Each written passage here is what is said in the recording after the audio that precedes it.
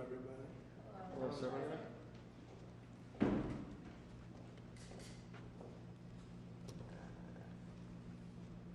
Beautiful. Wow, it's beautiful. It's the first renderings of what we're doing. So I want to wish everybody a big hello and Merry Christmas and welcome to Mar-a-Lago for this exciting announcement of the new Golden Fleet. We're calling it the Golden Fleet that we're building for the United States Navy. As you know, we're desperately in need of ships. Our ships are, some of them have gotten old and tired and obsolete, and we're going to go the exact opposite direction. We're delighted to be joined by Secretary of War Pete Hegseth, who's doing a fantastic job, and Secretary of the Navy, John Phelan. Marco Rubio is here, who gave a great few words toward the end of last week. He spoke for a couple of hours on what a good job we're doing, which is true.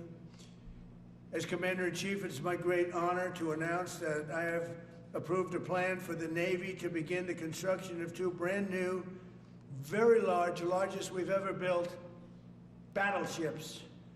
You know, you used to build the Iowa, the Missouri, the Wisconsin, the Alabama, many others. We had big battleships. These are bigger, but they will have 100 times the, they'll be 100 times the force, the power, and there's never been anything like these ships. These have been under design consideration for a long time, and it started with me in my first term, because I said, why aren't we doing battleships like we used to? And these are the best in the world. They'll be the fastest, the biggest, and by far 100 times more powerful than any battleship ever built. So if you look at the Iowa, the Missouri, Wisconsin, Alabama, and others, but they were similar in size, some a little bit bigger than the others, but if you take the biggest one, it's 100 times more powerful. They're longer by a little bit, but and they're bigger ships, but they hold much more. They use the word lethality. Battleships are the largest, sturdiest, and most heavily armed vessel built specifically for naval combat. While America has built many new warships over the years, they've tended to be smaller, much smaller, and not conducive to where we are and where we're going, and peace through strength. But including, we've been building aircraft carriers. We're going to be upping that also. We're going to be going to a superior aircraft. We have the Ford class. We're going to be upping that to a different class of aircraft carrier. And we haven't built a battleship since 1994. These cutting-edge vessels will be some of the most lethal surface warfare ships. It will be actually the most ever built other than our submarines. We have submarines which will have, in many ways, even more lethality, and we have many of them under construction. Each one of these will be the largest battleship in the history of our country, the largest battleship in the history of the world ever built. And again, it's 100 times more powerful than the previous Iowa class, it's called. Those are the big ones that you'd see on a show. Victory at Sea. I don't know if anyone's seen Victory at Sea, but it was a classic. They'll help maintain American military supremacy, revive the American shipbuilding industry, and inspire fear in America's enemies all over the world. We want respect.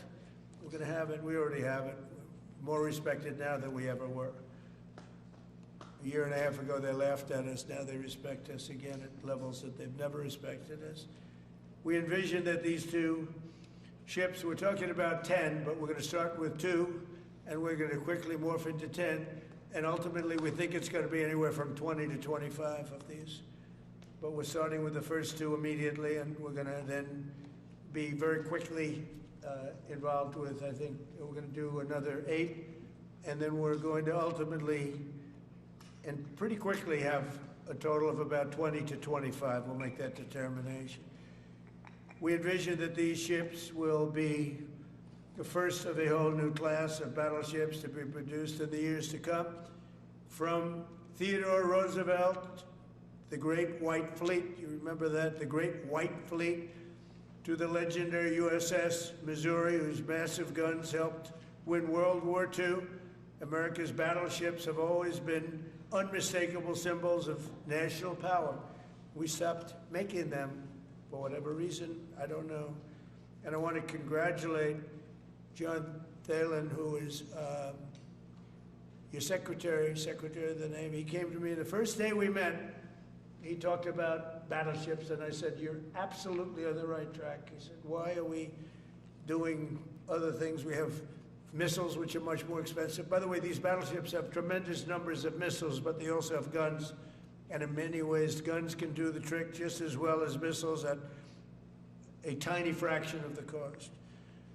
Once completed, these new 30 to 40,000 ton plus vessels will be the flagships of the American naval fleet, and there has never been anything built like them. And I just want to, be very clear that we're building them here. We're working with others, but we're building them here. We have great Navy yards. We'll be negotiating with some of the companies that are running those yards, taking over the yards.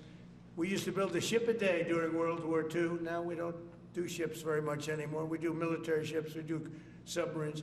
By the way, we're 15 to 20 years advanced in our submarines over anybody else. That was one of the things that I did in my first term. We make the best submarines by far in the world. We're at least 15 years advanced ahead of anybody else in submarine development. Most powerful, that's right, the most powerful weapon anywhere in the world, undetectable. So the battleships are going to be armed just in terms of guns and missiles at the highest level. They'll also have hypersonic weapons, many hypersonic weapons, state-of-the-art electric rail guns, and even the high-powered lasers that you've been starting to read about. We have lasers where you aim the laser at a target and it just wipes it out. We're going to have, they'll be the most sophisticated lasers in the world, and the most sophisticated laser in the world will be on the battleships that we're building. They'll also carry the nuclear-armed, sea-launched cruise missiles currently under development, which will be instituted pretty quickly, but they're under development and they've proven to be extremely lethal. The U.S. Navy will lead the design of these ships along with me, because I'm a very aesthetic person, alongside our partners in American industry, and we're going to have Pete Hegseth and Marco and a lot of very talented people involved, but a lot of it's already been done. We've been doing this for months. The construction will create thousands of American jobs. We're going to have the jobs be created. I mean, already we have factories being built unrelated to this, although AI will be a big factor when it comes to these ships. They'll be very AI controlled. Today's announcement is yet another step in our mission to make the United States Navy stronger than ever before. Again, when you talk about 100 times the power of these massive ships that we had years ago, it's pretty amazing. And next week I'm going to meet with the defense prime contractors. I'm going to meet with them here, Florida. And we're going to be talking about production schedules because they're too slow.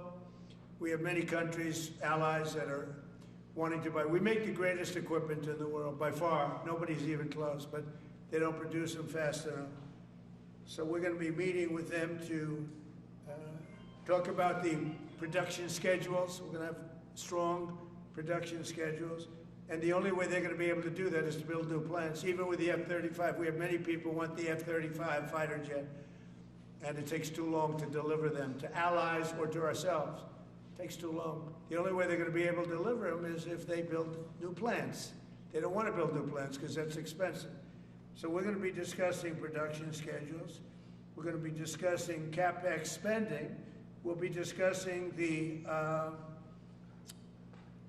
pay to executives where they're making $45 and $50 million a year and not being able to build quickly. They're going to make that kind of money. They have to build quickly. Again, we make the best equipment in the world, but they don't make them fast enough. And we're going to be also discussing dividends. We want the dividends to go into the creation of production facilities. So we'll be talking about all CapEx, dividends, and the pay. We're also going to be talking about buybacks. They spend so much money on buyback. They want to buy back their stock. I don't want them to buy back their stock. I want them to put the money in plant and equipment so they can build these planes fast, rapidly, like immediately. I mean, I have sold more planes than any president by far, times probably 20. So every time I go someplace, I sell 100 planes. That includes commercial planes, Boeings, etc., but it also includes fighter jets. And I'm always having to say 5 years, 6 years, 7 years, helicopters, Apache helicopters, many years. India bought them. They want to get them. They don't want to wait a long time. So we don't want to have executives making $50 million a year, issuing big dividends to everybody, and also doing buybacks. And then they say, well, we don't have the money to build a plant. They got to build plants. Plants to make F-35s, plants to make helicopters, plants to make the F-47 new jet. And that's it. And that's what I'm going to be talking to them about. They're going to start spending money on building airplanes and ships and the things that we need, not in 10 years and 15 years. We need them now. And we're strong about it. Last week, the Navy announced a brand new class of frigate, and they're going to be working with the South Korean company. Hanwha, a good company, recently agreed to invest $5 billion in Philadelphia Naval Shipyard. We're opening up the Philadelphia Shipyard. Once a great yard. Now it was a long time ago decommissioned, but now it's reopening. Working with the Navy and working with private companies. The record-setting defense bill I signed last week authorized $26 billion to build new ships, including destroyers and various others. We already have a lot of submarines, as you know, under construction. We're building a lot of submarines. I tell you, to be exact, we have right now 15 submarines under construction or ready to start. And we have, again, the greatest submarine in the world with our technology, like they talk about chips. Well, I would say submarines are a bigger deal than chips. We're at least 15 years ahead of any other competitor. China, Russia, nobody can come close. We're also building right now 3 large aircraft carriers in addition to the ones we have. And we have, actually, interestingly, we have a lot of submarines. How many submarines do we have now altogether, approximately? Sir, over 30 huh? today. What? Over 30. We have over 30. But these are the super duper subs, and there's nothing like them. So we're going to be doing from 12 to 15 brand new submarines. We have a couple of other things going on.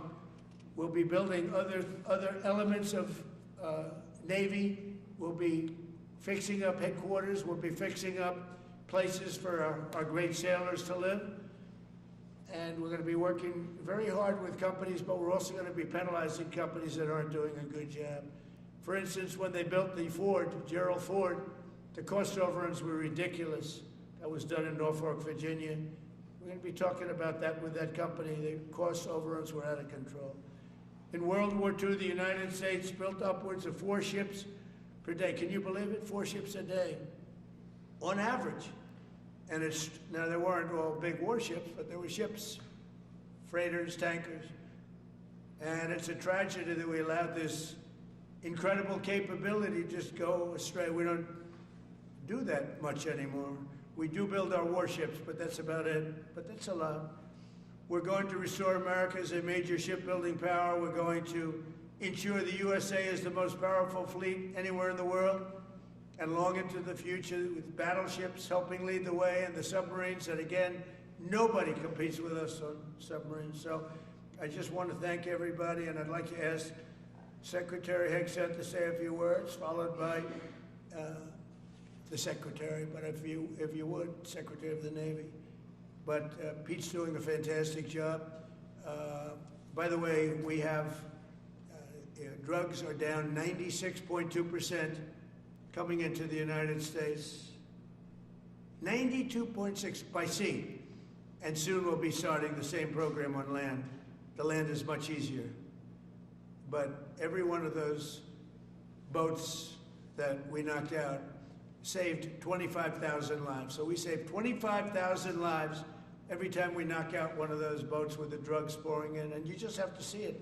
I mean, people say, "Oh, gee, do you think it was really drugs?" Well, just take a look. Bags all over the place. That's not fishing equipment. There's no fishing rods on those boats.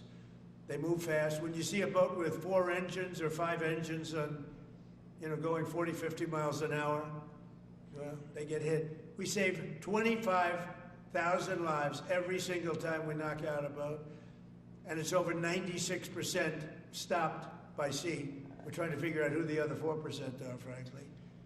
And we're going to have the same success, but even quicker, because it's much easier on land. If they want to come by land, they're going to end up having a big problem. They're going to get blown to pieces, because we don't want our people poisoned. 300,000 people died, probably last year 300,000. A lot of people say it was 200. Somebody said last night, it was only 175,000 people. That's like 3 stadiums, big football stadiums filled up with people died. But I think the real number is 300,000. We're not going to have that anymore. So we're doing a great job, and we enjoy doing it. Our border is secure. Our country is strong. Trillions of dollars is coming into our country from other countries and companies. They're building factories and plants, including auto plants, all over the United States of America. Without tariffs, they wouldn't be doing anything, although they were very happy with the November 5th election. But it's only because they want to avoid paying tariffs that they're all coming in. And again, the biggest number was $3 trillion in history. That was China many years ago. Now it's $18 trillion, and that's just in 10 months. We think we could hit $20 trillion. That's investment in the United States, including plant and equipment. So thank you very much, and I'll ask Pete to say a few words, and then John. If you have any questions, we'll take them. Thank you. Thank you, Mr. President. Well, Mr. President, you're exactly right. There are no fishing poles, no fishermen, and no fishing boats. Just drug dealers and narco-terrorists. And with every strike, we're saving American lives. No other president was willing to do real deterrence. That's exactly what's happening. It's an honor to be here, Mr. President, Mr. Secretary, Secretary Rubio, to talk about what peace through strength really looks like. You can talk about it, or you can invest in it, and you can build it. And that's exactly what President Trump is doing. At the Department of War, we're restoring the warrior ethos. In fact, the President mentioned the NDAA. We put into law merit-based. We put into law getting rid of DEI and political correctness. That's now part of how our military operates, and you've seen it in record recruiting in the spirit of the Department of War. We're rebuilding the military. President Trump did it once. He's doing again with historic investments today in shipbuilding, and we're reestablishing deterrence, whether that's at the border, whether it's through Golden Dome, what happened with Midnight Hammer and what Iran found out, those drug boats, and of course the Houthis opening up the shipping lanes. American strength is back on the world stage. And the announcement of the Golden Fleet, anchored by new battleships, the biggest and most lethal ever, accomplishes all 3 of those things and marks a generational commitment to American sea power. Across the entire department, we are developing new operational concepts, deploying cutting-edge technologies, and making major investments, including in our Navy. This is happening in all domains, including space, as the President has talked about before anyone else. So it's the highest of domains and the lowest of domains under sea, and especially today in sea power, that always has to be decisive, has been in the history of America, and will continue to be under the leadership of President Trump. We will make sure that anything that flows from our country and with our allies flows freely and uncontested. New and better ships will provide that deterrent today and for generations to come. This new class, these new investments, will be the types of things that for decades, for centuries, the American people will look back and thank President Trump for having the vision and the willingness to invest right now in capabilities we need today, tomorrow, and long into the future. So, Mr. President, thank you for this investment, and I'll hand it over now to the Navy Secretary. Thank you. Mr. President, Secretary Hegseth, Secretary Rubio, thank you for being here on a very consequential day. From my very first conversation with President Trump about serving as the Secretary of the Navy, he's talked about the great Iowa-class battleship and why America doesn't build ships anymore with that kind of offensive firepower that takes the fight to the enemy. During my time in the job, I've talked extensively with our combatant commanders, like Admiral Paparo and Admiral Cooper, and our CNO, Admiral Cottle. And what I've learned is that not only is the President's idea a good one, it's something that Navy desperately needs and now has a formal requirement for. The future Trump-class battleship, the USS Defiant, will be the largest, deadliest, and most versatile and best-looking warship anywhere on the world's oceans. I want to thank the President for his vision to make this game-changing capability for the United States Navy. The Iowa was designed to go on the attack with the biggest guns, and that's exactly what will define the Trump-class battleships. Offensive firepower from the biggest guns of our era. This ship isn't just to swat the arrows. It is going to reach out and kill the archers. And for the first time in generations, we'll have a new leg in America's nuclear deterrence, because the Trump-class battleship will carry the nuclear-armed, sea-launched cruise missile. Striking dominance isn't all that the Trump-class battleship brings to the fight at sea. It has the size and capacity to serve as a flagship for our fleet commanders so that they can command and control naval forces far out to sea. As shown in the series, and the President mentioned it, Victory at Sea, Admirals Bull Halsey and Raymond Spruance commanded the war in the Pacific from their battleship flagships during World War II. Now this new battleship will command everything from warships to drones and everything in between. We're going to make battle groups great again. And this is just one piece of the President's golden fleet that we're going to build with the investments he talked about. A new frigate, the right frigate, the one our warfighters have told us they need. More amphibious power for our Marines with new capabilities like the medium landing ship. As part of the Navy's high-low mix, we're moving out aggressively on unmanned vessels with funding from the President's One Big Beautiful Bill to bring options to the fight and pull new, non-traditional defense partners into the American shipbuilding ecosystem. And we're making a generational investment in support ships. Logistics wins wars, and that kind of shipbuilding is the spark that will ignite the industrial base and help power the commercial shipbuilding that the President has called for. Under your leadership, Mr. President, we will have more tonnage and firepower under construction than ever before in our history.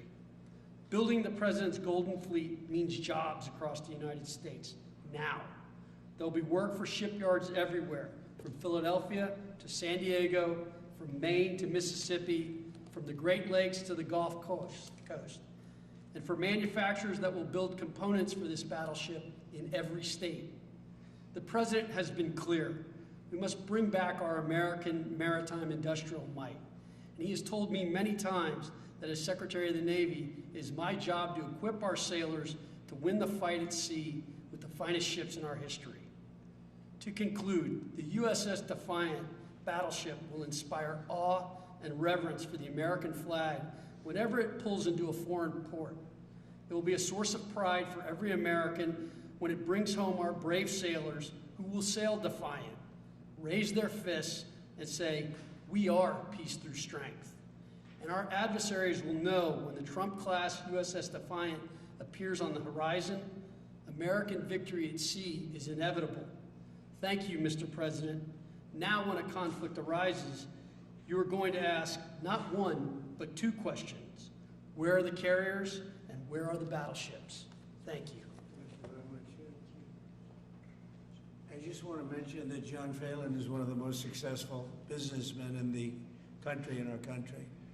Been a tremendous success, and he wanted to do this, and for nothing. He's taken probably the largest salary cut in history, but he wanted to do it. He wants to rebuild our Navy, and you needed that kind of a brain to do it properly. So I just wanted to give you a little information on him, which is probably enough. But one of the most successful men in the country, and he's that because he understands it. and he understands finance in addition to what we're talking about.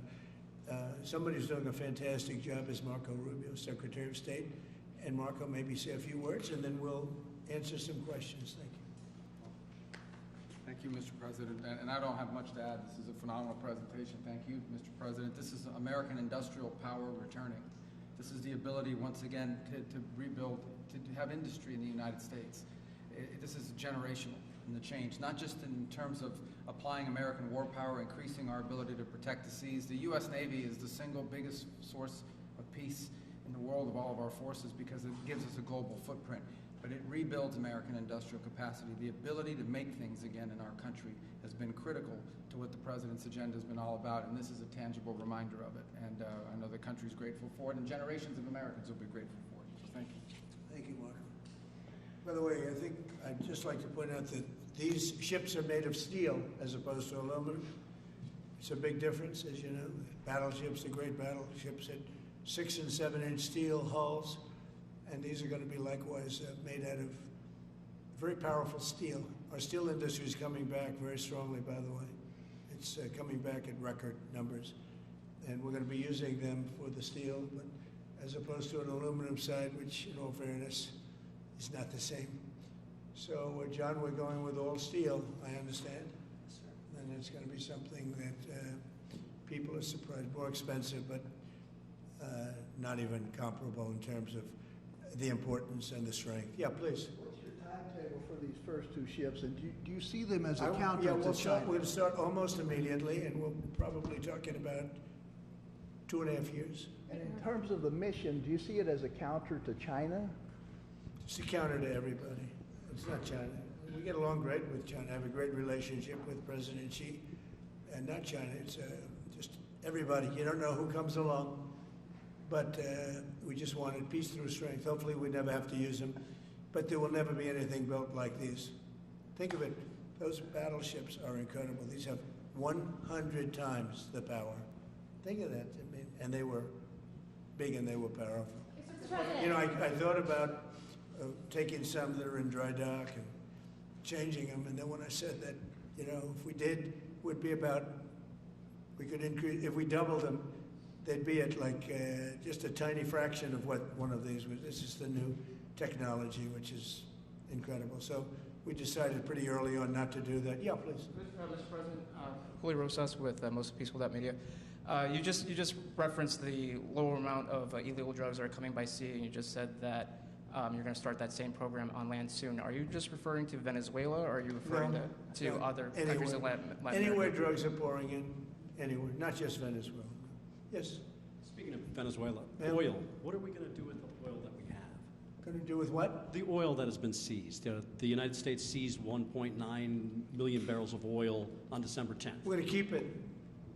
We're keeping it. Where's it? Are we going to sell it or put it in the strategic? Maybe we'll sell it. Maybe we'll keep it. Maybe we'll use it in the strategic reserves. We're keeping it. We're keeping the ships also. Yeah, please. About Venezuela, sir, have you spoken to American oil companies that have had their assets seized about what a post-Maduro Yes. Venezuela would mean for them, of what coming I have back and restarting all operations? the big ones, yeah. I have. Yeah, please. Why do you feel like this initiative was neglected for so many years, and does this come amidst the rising tensions between the U.S. and Venezuela? We're talking about with Venezuela? Yes. Well, you had a different kind of a president before me. They didn't mind being ripped off. They didn't mind being robbed. They didn't mind drugs pouring into our country. They didn't mind the jails of Venezuela and Nicaragua being emptied into the U.S., where they take over Colorado and other places. I do mind. So you had a different kind of a president. I hope people are enjoying it because we've never been respected more than we are now. Yeah, please.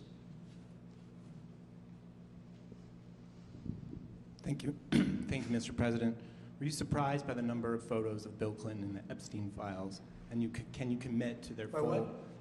And were you surprised by the number of photos of Bill Clinton in the Epstein files? And can you commit to their full release by the end of the year? Some of the victims were protesting that too many of them were redacted. I know there are a lot of people that are angry about all of the pictures of other people, you know, but I think it's terrible. Look, I like Bill Clinton. I've always gotten along with Bill Clinton. I've been nice to him. He's been nice to me. We've always gotten along. Respect him. I hate to see photos come out of him, but this is what the Democrats, mostly Democrats, and a couple of bad Republicans are asking for. So they give you their photos of me too. Everybody was friendly with this guy, either friendly or not friendly, but they, he was around. He was all over Palm Beach and other places. The head of Harvard was his best friend, Larry Summers, and Bill Clinton was a friend of his. But everybody was. I actually threw him out of Mar-a-Lago, and as a person that was in Mar-a-Lago, I threw him out. Mar-a-Lago, this is Mar-a-Lago. It's the hottest place I think it's the hottest place in the world, but it's the hottest place in Florida. And everybody would come here, he'd come here. We actually threw him out. But no, I don't like the pictures of Bill Clinton being shown. I don't like the pictures of other people being shown. I think it's a terrible thing. I think Bill Clinton's a big boy, he can handle it, but you probably have pictures being exposed of other people that innocently met Jeffrey Epstein years ago, many years ago, and they're highly respected bankers and lawyers and others, and they'll end up, because of guys like Massey, who's a real lowlife, whose polls are down to about 9%, by the way, in the great state of Kentucky. If you look at Kentucky, Kentucky is such a great place, but I don't know, they've got a couple of people in there that are very strange in terms of leadership, but Massey's a loser, and he likes it, and then he works with the Democrats. He's just being used by the Democrats, because what this whole thing is with Epstein is a way of trying to deflect from the tremendous success that the Republican Party has. Like, for instance, today we're building the biggest ships in the world, most powerful ships in the world, and they're asking me questions about Jeffrey Epstein. I thought that was finished. I believe they gave over 100,000 pages of documents, and there's tremendous backlash. It's an interesting question, because a lot of people are very angry that pictures are being released of other people that really had nothing to do with Epstein, but they're in a picture with him because he was at a party, and you ruin a reputation of somebody. So a lot of people are very angry that this continues. A lot of Republicans are angry because of the fact that it's just used to deflect against a tremendous success. Look, we have $18 trillion coming into our country. We have, I believe, we're going to have the most successful economy in history. We inherited a mess. Now prices are coming way down. Gasoline is less than $2 in some states. $1.99, $1.97, $1.95 a gallon. $1.95. Think of that. A gallon. Nobody ever thought they'd see that. They don't want to talk about that. They want to talk about Epstein. And the problem is a lot of Democrats are being caught up in the web, like Larry Summers. Larry Summers was the head of Harvard. He's now been forced to resign from every board he's on, and he was thrown off the Harvard board. Now he was at Epstein's Island a lot. I wasn't. I never went there, by the way. But fortunately, it's nice. But I never went there. But a lot of people did go there. But instead of talking about the battleships, or instead of talking about most favored nations drugs, we're bringing down drug prices like at a level that has never even been thought of, by thousands. Think of it, by 1,000%, by 1,200, 1,300, 1,400% in some cases. A drug that sells for $10 in London is costing $130 in New York. We're bringing it down to $20, and they're going to go up to 20. So they're going from 10 to 20, which is a doubling. It's a doubling. That's a lot, but it's a doubling. But we're going down to 20. So we're going down, if you can do your own math, but it's 2,000%, 3,000%. It's pretty amazing. And the New York Times had a story about it, a small story, way in the back of the paper. It's the single biggest thing to happen with respect to drugs probably in 50 years. It's never been anything like this. In my first term, I was able to get drug prices down 0.25%. It's the first time in 28 years that they went down. 0.25%. I was so proud of myself. Now we're doing them 2,000%, 1,500%, 1,200%. That pill that sold for $130 will now be selling, as an example, for $20, because the rest of the world took advantage of us. Without tariffs, I could have never done it. I called up the heads of the countries, as an example. France, I spoke to a very good man, President Macron of France, and I said, Emmanuel, you have to raise your drug prices. He said, no, we will not do that. I said, you have to. He said, no, I don't want to do that. Look, you're asking me if we go to $10 to $20. You're going to come way down to 20. We don't want to do that. Now, in all fairness, no other president even tried. But if they did try, there was actually a fake story in stupid USA Today. I didn't even think they'd make it anymore. I haven't. But I saw a story where Biden was trying to do this. Biden never tried to do it. Biden didn't know he was alive. He never tried to do it. But they're taking it from $10 to 20. So he would say, and the other leader said the same thing. No, we won't do it. I said, no, you're going to do it 100%. They said, nope, we're not doing it. We're not going to double our price. Because, again, if you go from $10 to $20, they're doubling their price. We're coming down, though, from $130 to $20, because we're going to get the lowest drug prices in the world. Whatever the lowest price is called favored nations. We're going to have the lowest price. So I said, no, you're going to. No, I will not do this.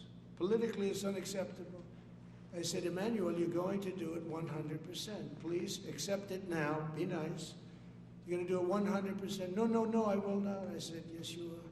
He said, why do you keep telling me I am when I'm not? Because if you don't do it, I'm going to put a 25% tariff on everything France sells into the United States of America. And that's approximately 20 times more than I'm asking for with respect to drug prices. He said, I see. I agree to do it. Every other country said the exact same thing. They all said, no, I will not do it. I said, all right, on Monday morning you'll have the 25% tariff, everything you sell. In the case of France, it was wine, champagne, cars, everything they sell. It's 25 to 30 times the price of what we're talking at 25%. Every single country agreed. And that was the big problem. The drug companies were difficult, but fine, because we have a certain control over the drug companies. We had no control over these foreign nations. So every single country has agreed to do this. So we will take that pill price down as an example, talking about not just pills, we're talking about everything. We'll take it down from $130 a pill down to $20 a pill. And the rest of the world will take it from $10 a pill up to $20. It's the biggest thing ever to happen, and it's covered, barely covered in the New York Times, because it's a fake newspaper. Yeah. Mr. President, on shipbuilding, how does the administration plan to ensure that there's sufficient workforce availability as you're producing these ships? Could you speak up? How does the administration plan to ensure there is sufficient workforce availability as you're producing these ships? We're going to have it. We're going to have tremendous workforce availability. We're also going to have robots helping us. We're going to have a lot of robots helping us because we need it. And because we're going to town, we're building a lot between the AI and the auto plants. So we're going to need robots. We're going to have robots, but that's going to help us. We're going to have a tremendous workforce. And in order to operate you're always going to need people. You know, you can have robots, but you're going to have to get somebody to start those robots, and you're going to have to improve the robots. But we're going to have robotic factories plus manpower. So we're going to have enough. We're going to need the help of robots and other forms of, I guess you could say, employment. We're going to be employing a lot of artificial things, but the beauty is we're going to have more jobs than we've ever had. Just so you know, a number came out the other day. We have more jobs right now in the United States. More people are working right now in the United States than at any time in the history of our country. Think of that. Pretty amazing. So we'll have the help of, mechanical help, if you want to call it that, but we'll have tremendous employment. They'll be paid a lot of money. They'll do better than they ever did.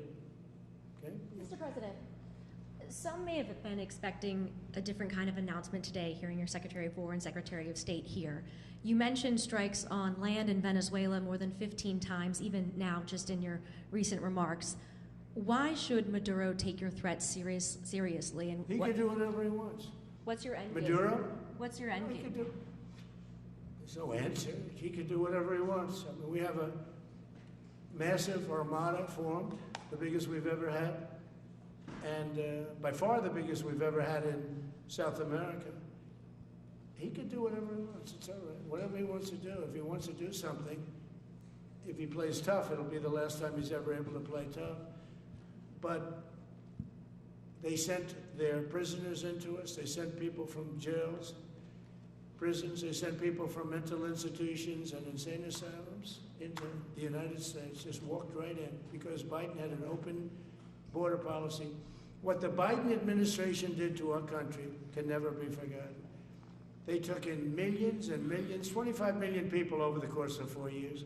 Many of those people were murderers and drug dealers, prisoners, rough prisoners. 11,888 murders. More than half of them killed more than one person. They came into our country. Now, I spoke to Christine Noem today. I spoke to Tom Homan today. He came down to see me. And we had a great meeting. They've done an amazing job. We're getting them out. We're getting them out very fast. But this should have never happened. But Venezuela was one of the... Venezuela took advantage of the open borders that Biden created more than any other country. Tren de Aragua, we had gangs all over. Look, I mean, you have a very weak governor in Colorado. Look what happened in Colorado where they would occupy apartment houses. And he didn't want to do anything about it because he was scared. Any other questions? Yeah, go ahead, please. So in response to the United States taking sanctioned oil from Venezuela, Colombian President Gustavo Petro criticized the United States by saying, well, the Southwest is stolen land and that it should be returned to Latin America. I just wanted to know what your response to that is. Well, he has to watch because, you know, he's got drug factories. They make cocaine in Colombia. And he's no friend of the United States. He's very bad guy. And he's got to watch his ass because he makes cocaine and they send it into the United States of America from Colombia. We love the Colombian people. I love the Colombian people. They're great people, energetic, smart, great. But their new leader is a troublemaker. And he better watch it. He better close up those cocaine factories. They have at least 3 major cocaine factories. We know where they are. He better close them up fast, yeah. By the way, it's made and sold into the United States. Comes through Mexico. Thank you, sir. You've named Governor Landry to be new special envoy to Greenland. Yeah. How do you, what do you see that role entailing? And is it still your intention that Well, he Greenland called become me, part of and the you know, U.S.? he viewed Louisiana, the Louisiana Purchase. He said, I'm governor of Louisiana. And he said, I would love, I didn't call him, he called me. He's very proactive. He's a great guy. He's a deal guy. He's a deal maker type guy. And we need it for national protection. We need Greenland for national protection. They have a very small population. And I don't know, they say Denmark, but Denmark has spent no money. They have no military protection. They say that Denmark was there 300 years ago or something with a boat. Well, we were there with boats too, I'm sure. So we'll have to work it all out. But he felt very strongly, we need it for we need Greenland for national security. Not for minerals. We have so many sites for minerals and oil and everything. We have more oil than any other country in the world. We need Greenland for national security. And if you take a look at Greenland, you look up and down the coast, you have Russian and Chinese ships all over the place. We need it for national security. We have to have it. And he wanted to lead the charge. So we're making him, Marco, today, a special envoy to Greenland. Greenland's a big deal. Yeah. On Ukraine, can you give an update on the talks that took place this past weekend, and could a trilateral discussion of sort be the next step for Ukrainian, U.S., and Russian delegation? So the talks in Ukraine, Russia are going along. They lost, as you know, 27,000 soldiers last month, mostly soldiers, some people in Kiev, etc., but mostly soldiers. And the talks are going along, and I say that, you know, there's tremendous hatred between these two leaders, between President Putin, President Zelensky, tremendous hatred, and I hope we can get it done. We are talking, talks are going okay, but, you know, I've solved 8 wars, and Thailand is starting to ship up. You know, they started with Cambodia, they started up again, but I think, Marco, we have that in pretty good shape to have that stopped. So we stopped 8 wars, and I thought this would be in the middle of the pack, but maybe easy, but in the middle of the pack. But there's a lot of hatred between those two people, and when there's hatred, there's, you know. But we stopped one war 38 years, one war 35 years, one war was going on for 32 years. And we stopped, think of it, we stopped a potential nuclear war between Pakistan and India. And the head of Pakistan, highly respected general, he's a field marshal, and also the Prime Minister of Pakistan said, President Trump saved 10 million lives, maybe more, by getting that war. You know, 8 planes were shot down. That war was starting to rage. And he actually said the other day that President Trump saved 10 million lives, maybe more. So we solved all these wars. The only one I haven't solved yet is Russia, Ukraine. Are you still pushing for the Christmas Day deadline with Russia and Ukraine? And have you spoken with Putin or Zelensky or plan to push the deal? I'll do whatever I have to do. I mean, I'd like to see it stop. Look, we don't lose any money on that war anymore. You know, Biden gave $350 billion, and who knows what happened to it. We now sell missiles, planes, all of the best military equipment. We sell it to NATO.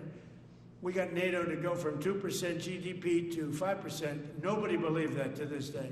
Nobody's going to write that, but nobody believed it. And they take that money and they pay it to the United States for weapons. So we sell weapons to NATO.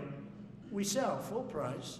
We sell weapons to NATO, and NATO takes those weapons and probably distributes them, but gives a lot of them to Ukraine.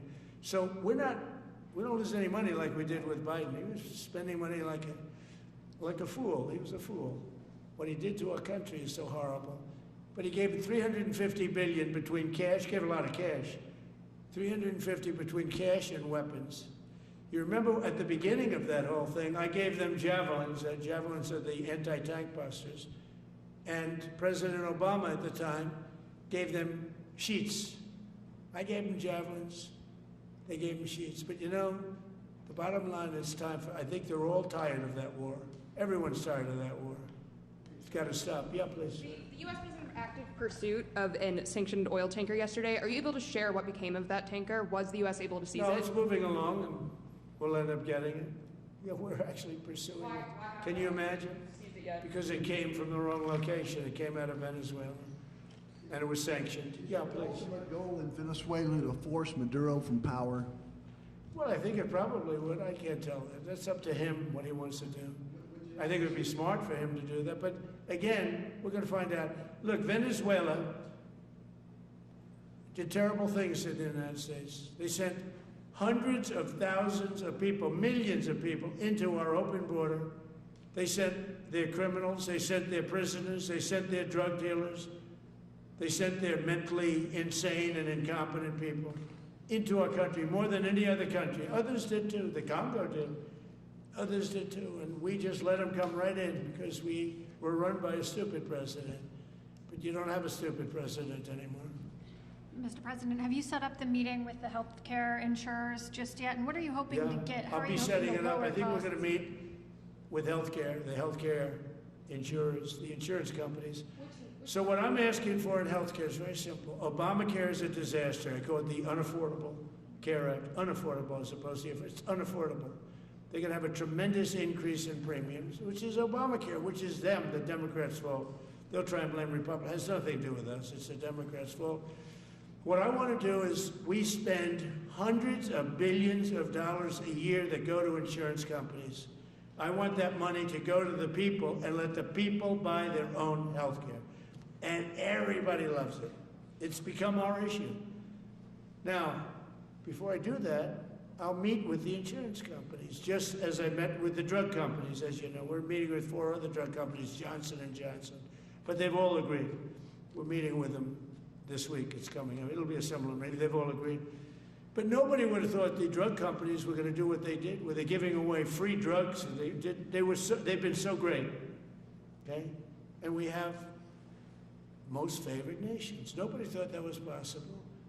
I don't think any other president ever tried to get it because they never thought they could. But with respect to the insurance companies, I want to meet. There's essentially 14 of them, 10 big, but there's a total of 14 pretty much, pretty big.